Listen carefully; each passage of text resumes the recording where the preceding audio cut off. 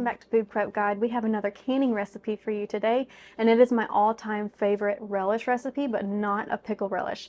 It is our sweet onion relish. This is a recipe that many of you have requested that we bring to you, and I did not film it last year because it was our first year making this particular recipe, and I really don't like bringing y'all canning recipe videos on recipes that I am trying for the very first time.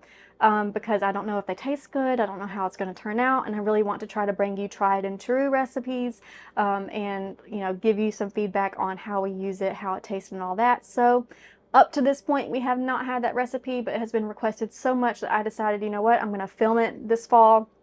This is our very last jar, which is precisely why we are filming this video today. As you can see, it is dated June 2023. It is November 2024.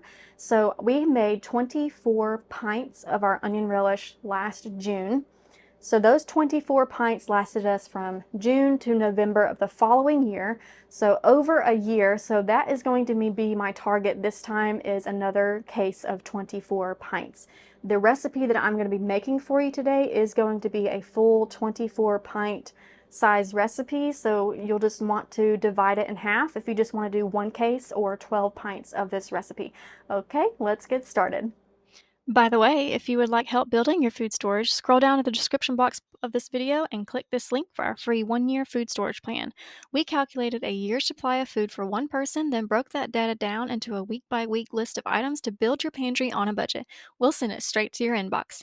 If you're new here, we invite you to subscribe and hit the notification bell so you don't miss all of our upcoming food preservation, pantry storage, and gardening tutorials. Now back to the kitchen. The first thing we need to do is measure out our onions. Now, I mentioned that this was a large recipe. This is going to yield approximately 24 pints.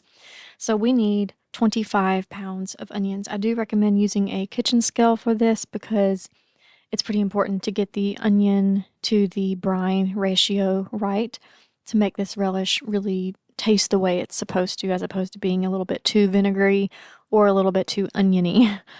So I'm measuring out 25 pounds of onions here, and that is with the skins and stuff on. So of course, when we're at the point where we're actually canning, it is going to turn out to be a little bit less, which is fine because we actually need approximately 23 to 24 pounds total to go into our jars in order to yield 24 pints. So by the time we chop off all the ends, like you see me doing here, we take off the skins and stuff like that, we're gonna have around 24 pounds of onions, which means it's about a pound of onions per pint jar of this relish. So to start, I just need to chop it up. I don't know why I'm chopping it up this small because I had the food processor out. I realized that a little bit later. I was like, why am I doing all of this chopping? The food processor's there for me. I usually just do a very rough chop, and I just wasn't thinking when I cut that first onion. But just get your peels off, get your ends off, get those tossed into a food processor, and go ahead and mince it up. Now, you have a little bit of wiggle room for as far as you like the consistency, but you do want it minced. You can see the consistency here, the size of the chopping that I did. That's my preferred onion size for this relish. But go ahead and have an extra stock pot on hand because you don't want to put this straight into your brine pot. We want to keep it separate. So just have an extra stock pot on hand to put those onions in. I tried all the things to help my eyes not water. One of the tricks is putting a piece of bread in your mouth, as you just saw. Another trick is that little pot right there is full of water. And supposedly having moisture near where you're cutting the onions can help it not irritate your eyes. I don't know 100% if that's true. I don't know what helped, but something helped cut down the irritation. I think it's probably the piece of bread in my mouth, though. So after you get all of those 25 pounds of onions chopped, we need to soak them in a salt. Well, I was about to say salt solution, but it's just salt. We just need to salt them. And this is not for flavor. This is for drawing out moisture. We need a 3/4 of a cup of salt to go onto these onions. And I'm just going to basically massage them in with my spatula, massage the salt in, and mix it all in really good. And then you basically just need to let it sit for about 45 minutes to an hour. You can go, like if your day gets away from you, it's totally fine if it needs to sit and soak for 3 hours. The 45-minute mark is not that important. It's just you don't want to go any less than 45 minutes. And you can store this when you're soaking the onions in the salt. You can store it in the fridge if you like. I knew that I was going to be able to get this done in 45 minutes, so I just let them sit out on my counter and covered them with a dishcloth so nothing would get in there.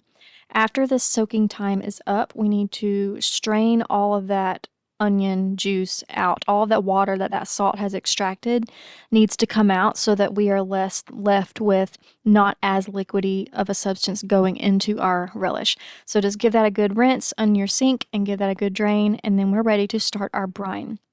The brine for this recipe is going to be 5 cups of sugar and 10 cups total of apple cider vinegar.